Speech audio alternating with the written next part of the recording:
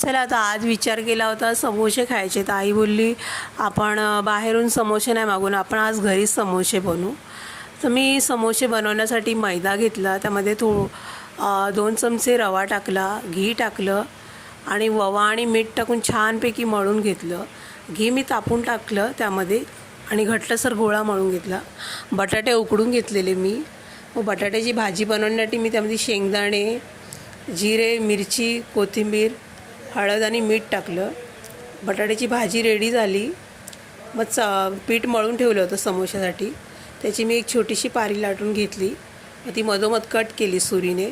मग साईडच्या बॉर्डरला त्याला पाणी लावून घेतलं. मग बटाट्याची भाजी त्याच्यामध्ये भरली व्यवस्थित आणि मग व्यवस्थित तिथं प्रेस केली पाणी लावून. आणि मग प्रेस केल्यानंतर मग ती मी तेलामध्ये फ्राय करण्यासाठी समोसे टाकले.